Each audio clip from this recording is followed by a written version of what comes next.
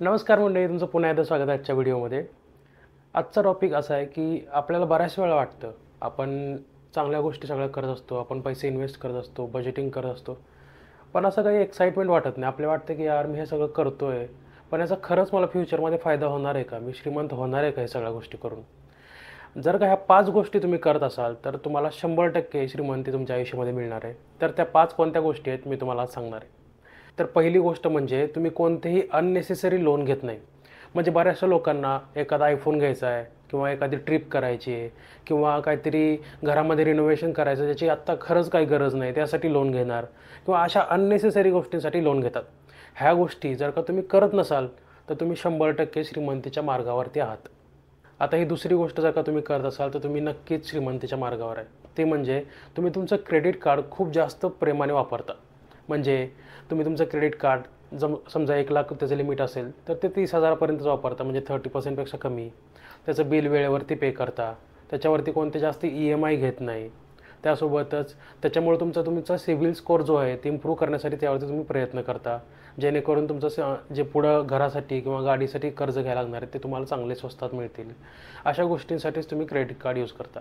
बाकी वायफळ गोष्टींसाठी न यूज करता तुम्ही तुमचं क्रेडिट कार्ड सेफली यूज करता, त्याचा चांगला विचार करून सगळं ट्रॅक करून चांगलं यूज करता। ही गोष्ट करत असाल तर तुम्ही नक्की श्रीमंतीच्या मार्गावरती आहात।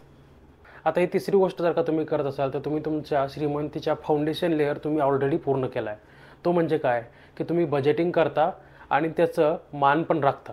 बरेचसे लोक बजेटिंग करतात पण ते पूर्णपणे फॉलो नाही करत। म्हणजे महिन्याच्या सुरुवातीला लिहिणार की मी तर एवढा एवढा खर्च करणार, पण महिन्याच्या शेवटीपर्यंत त्याकडे खूप जास्त वाढलेले असणार। असं न करता जे तुम्ही लिहिलंय तेवढंच जर का फॉलो करताय तर 100% तुम्हाला श्रीमंती मिळणारच आहे। आता चौथी गोष्ट जी तुम्हाला ॲक्च्युअली श्रीमंत होण्यासाठी खूप जास्त मदत करते ती म्हणजे तुम्ही इन्व्हेस्टमेंट करता।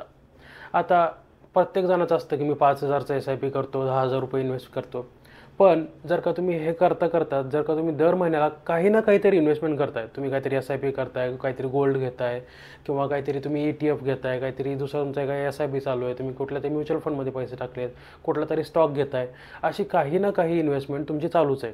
जर का हे होत असेल तर तुम्ही 100% श्रीमंत होणार। म्हणजे असं नाही व्हायला पाहिजे की तुम्ही काहीच पैसे इन्व्हेस्ट नाही करत, थोडेफार पैसे तर तुम्ही कुठं ना कुठेतरी इन्व्हेस्ट करताच आहे।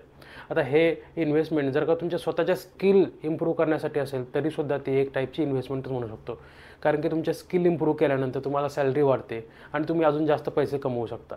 जर का हे जरी करत असाल दर महिन्याला तरीसुद्धा तुम्ही चांगल्या श्रीमंतीच्या मार्गावरती आहात। आता पाचवी गोष्ट ही बरेचसे लोक करत नाहीत त्यामुळे ते श्रीमंत होत नाहीत, ती म्हणजे तुम्ही सगळे जे तुमचे नियम आहेत, जे पैशाचे खर्च करण्याचे नियम आहेत ते तुमच्या मनापासून घेता पण डोक्यापासून घेत नाही।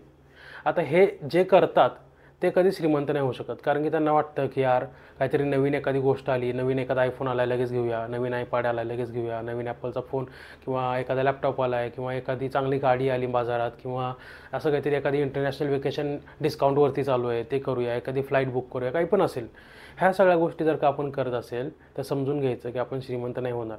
पण जर का तुम्ही कोणताही खर्च करण्याच्या आधी जर का डोक्याने नीट विचार करत असाल, जर का विचार करत असाल की हा खर्च आपल्याला परवडणार आहे का नाही, तर तुम्ही श्रीमंत होण्याच्या नक्की मार्गावरती आहात। जर का ह्या 5 गोष्टी तुम्ही रेग्युलरली करत असाल तर तुम्हाला श्रीमंत होण्यापासून कोणीच रोखू शकत नाही। जर का हा व्हिडिओ आवडला असेल तर व्हिडिओ लाईक करा, चॅनलला सबस्क्राईब करा।